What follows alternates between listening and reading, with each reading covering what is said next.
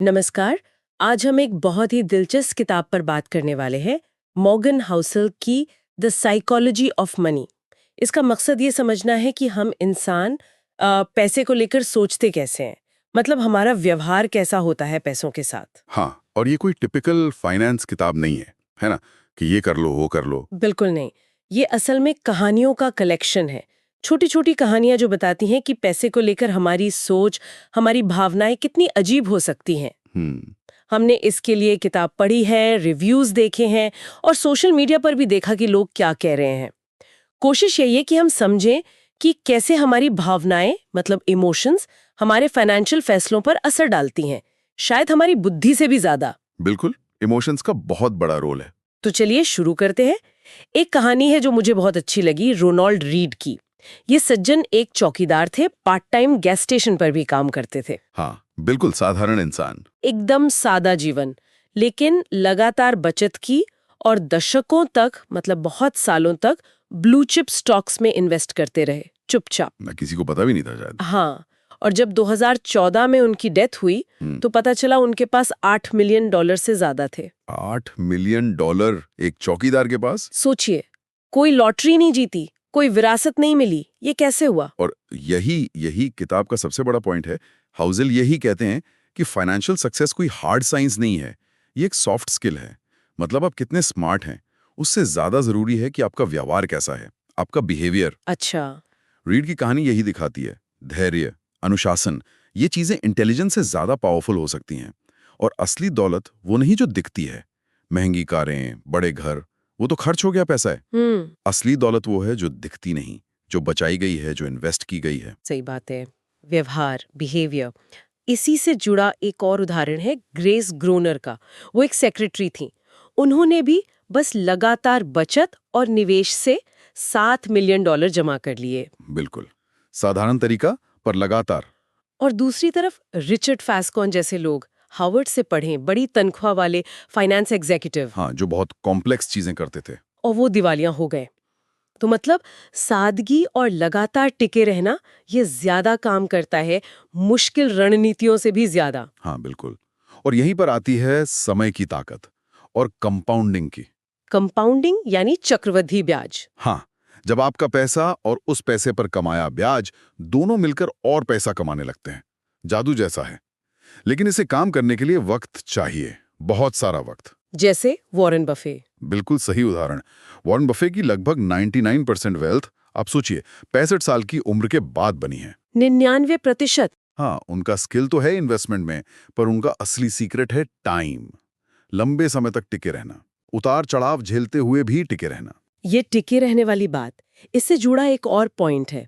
Social media पर मैंने देखा एक लाइन बहुत शेयर हो रही थी, बचत इज इक्वल टू आय अहंकार, savings is equal to income ego. ये बहुत गहरी बात है। हाँ, कई लोगों ने लिखा कि इसे पढ़कर उन्हें समझ आया कि वो कितना पैसा सिर्फ दूसरों को दिखाने के लिए खर्च कर रहे थे। सामाजिक तुलना, सोशल कंपैरिजन, ये बहुत खतरनाक जाल है। अपना स्टेटस दिखाने के लिए या दूसरों जैसा बनने के लिए, जबकि पैसा तो बचाना चाहिए था। बिल्कुल। और यहीं से एक और जरूरी बात निकलती है, ये जानना कि कब पर्याप्त है, मतलब इनफ। इनफ। हाँ, ये जानना कि आपके पास काफी है और ज्यादा के पीछे भागने की जरूरत नहीं है। रजत गुप्ता का केस देखिए, गोल्डमैन सैक्स के डायरेक्टर रह चुके, $100 मिलियन से ज्यादा की नेटवर्थ थी। $100 मिलियन। हाँ, फिर भी और ज्यादा कमाने के लालच में इनसाइडर ट्रेडिंग की, गैर कानूनी काम किया। ओह। और नतीजा, सब कुछ खो दिया, पैसा, इज्जत, आजादी, जेल गए। बाप रे। तो ये जानना कि कब रुकना है शायद सबसे मुश्किल फाइनेंशियल स्किल है। लालच और ईर्ष्या, मतलब ग्रीड और एनवी, ये आपको बर्बाद कर सकते हैं। बिल्कुल। अच्छा, एक और चीज जो किताब कहती है वो है बाजार की अस्थिरता को देखने का नजरिया बदलना। मतलब मार्केट जब ऊपर नीचे होता है, वॉलेटिलिटी। हाँ, जिससे लोग अक्सर डर जाते हैं। हाँ, तो किताब कहती है कि इसे नुकसान या जुर्माने की तरह मत देखो। तो फिर कैसे देखें? इसे ऐसे देखो जैसे ये निवेश के खेल में बने रहने की कीमत है, एक एडमिशन फीस। Admission fees. हाँ। दिलचस्प है। हाँ, जैसे आप किसी अम्यूजमेंट पार्क जाते हैं तो टिकट खरीदते ना मजे लेने के लिए, हाँ बिल्कुल। वैसे ही अच्छे रिटर्न्स पाने के लिए आपको ये उतार चढ़ाव वाली फीस चुकानी पड़ती है। ये खेल का हिस्सा है। ये सोच वाकई बहुत काम की है। इससे डर कम हो जाता है। कई इन्वेस्टर्स ने कहा भी है कि इस एक आइडिया ने उन्हें तब बेचने से रोका जब मार्केट गिर रहा था।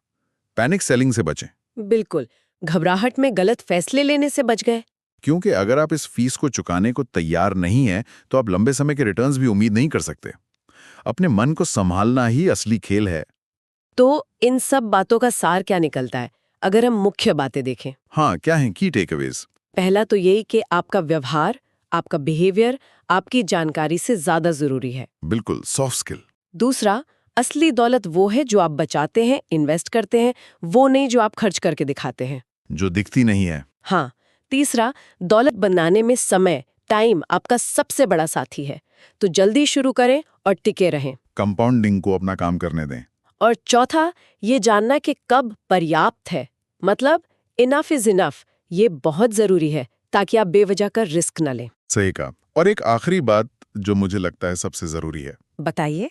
पैसे की असली कीमत क्या है? उसका सबसे बड़ा फायदा शायद ये है कि वो आपको अपने समय पर कंट्रोल देता है। अपने समय पर कंट्रोल। हाँ, ये सोचने की बात है।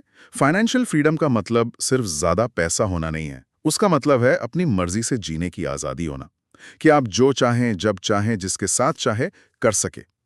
पैसा आपको ये आजादी खरीदने में मदद कर सकता है। वाह, ये बहुत ही पावरफुल विचार है। तो ये किताब द साइकोलॉजी ऑफ मनी वाकई पैसे के बारे में सोचने का नजरिया बदल सकती है। इससे कोई फर्क नहीं पड़ता कि आप अपनी फाइनेंशियल जर्नी में कहाँ हैं। ये मुश्किल हिसाब किताब से ज्यादा इंसान के स्वभाव के बारे में है। बिल्कुल, हमारे अपने दिमाग को समझने के बारे में। If you want similar education content, then like and subscribe this channel and consider sharing it with your friends.